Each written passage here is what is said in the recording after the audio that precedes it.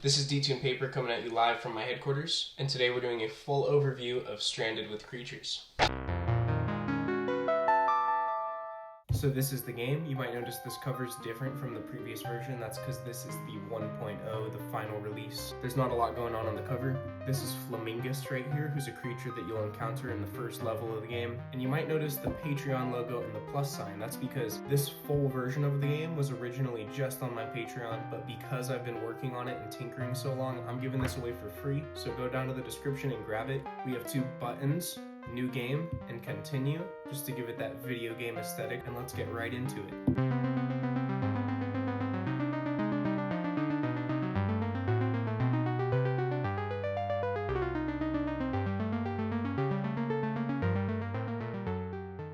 There are 2 pages of rules. I'll give you guys the basic gist of the game right now. It's a monster taming game, so of course you're going to be collecting a variety of creatures and battling with them, building different groups, different strategies, and it takes place on an unexplored remote island. This island is inhabited by strange creatures unknown to modern science. Accompanying you through the game will be Tutorial Bot, this little guy here. So the story goes that you were stranded at sea falling off the side of your boat, and then Tutorial Bot here, who's a little aid robot, floated up from the depths where he was once stranded himself. Perhaps there's a lot of shipwrecks that happen in this area. The battles are super simple to understand, but with the addition of powers, there's almost an infinite number of strategies that you could use. So right here is your player menu page. You might notice that the little protagonist player kind of looks like yours truly. Here you write down your name, the date that you started your playthrough, and there are some challenges for you to complete. Over here there's a very simple rendition of what the island looks like, along with a checklist of the levels of the game. Now of course it says that it goes up to level 8 here with those 2 bonus levels, but there are actually 2 more levels beyond that, which are called secret levels. For the sake of convenience, you write your main group of creatures right here. Of course you'll make tons of different groups, so you'll have another page, just use a blank page, and the items that you'll find throughout the game are all listed here, along with how to use them to fire off super fast. The bait tames creatures, the heart heals you during a level, the pill can permanently increase a creature's stat by 5, the bomb can deal damage before combat or blow up an obstacle, the egg can hatch you a special hatchery creature, and the key allows you to get access to those secret levels that I mentioned. So when you start playing the game, it'll look something like this. So getting into the gameplay itself, here we have some locations or levels, along with the name and a little quote that Tutorial Bot tells you about it before you dive in. Throughout your exploration, you will encounter different kinds of creatures, pick up items, and usually you'll defeat a boss at the end. So level 1 is the shore of the island. Level 2 are the wetlands. Level 3 is the meadow, where you'll find these strange pillar structures that lead off into the distance.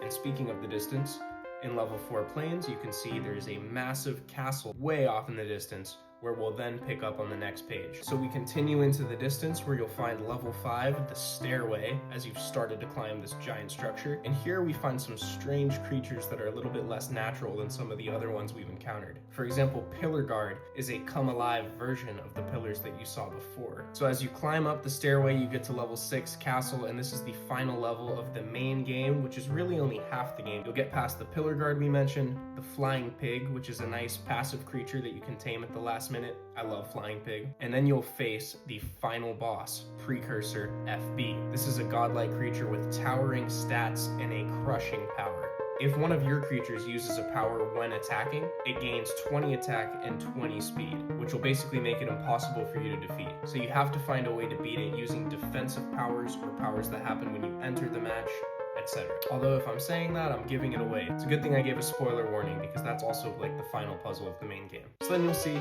end, created by D2 Paper. This is by far not the end of the game. As you see right below, bonus level 7, the exotic island. This gives you a cool little break and a chance to tame some very unique and powerful creatures, along with getting access to the giant eggs. Speaking of that, let's check out the hatchery page. As you can see, it features 12 creatures, and there are some really cool ones here. Up on top from the small eggs, we have some baby-like creatures, and then down by the giant egg, we have some more powerful creatures. So this is level 8, which is a very special one. It's called the Battle Boat. Here you meet Captain Nimbus, who's a pirate who collects exotic creatures, presumably to sell them. But he's kind of a madman, and he offers you a game. After completing a stage of his level, you can add one of his prize creatures to your group. Very strategically useful.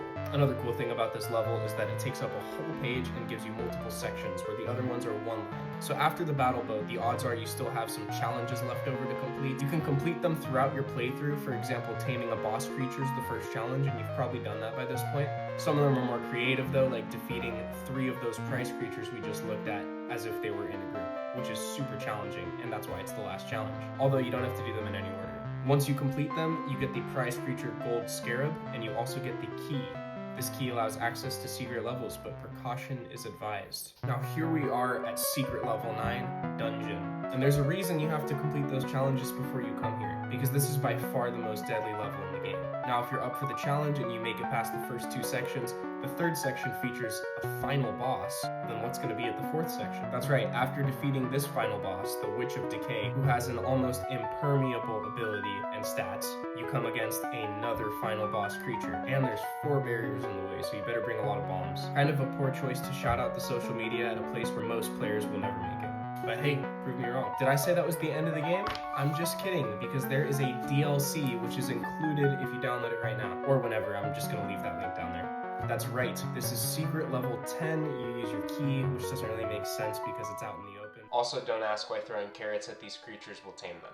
An intact boat has washed up on the shore, so it's your chance to escape from the island. Of course, though, these other survivors are vying for that opportunity. You'll face off against Penelope, a little girl who at first had fun being stranded and having no rules, but now is fed up with it. Wilderness Man, who's been stranded here so long he's turning into a creature himself. And then finally, my favorite of these 3, the CEO of Business. His private jet crashed here and he wants to get back to society and turn this place into a tourist attraction. Also, when facing off against these guys, you need to use competitive combat rules. These are also the rules you use when there's like a community event for you to fight other players, or if you just want to have a balanced fight. What it means is you can't use bombs on their creatures, you can't use final boss creatures in your group, you can only have 1 boss or prize creature per group, and if you choose a prize creature because they're so powerful, then you can only have 2 creatures. You'll notice that's what the CEO of Business does down here with Maulbear and Ballguard. So if you can defeat them, you board the ship and you begin charting your course through the sea. But that's not the end of the story, because Stranded with Creatures 2 is going to pick off right here as you explore a series of islands and locations in this mysterious archipelago.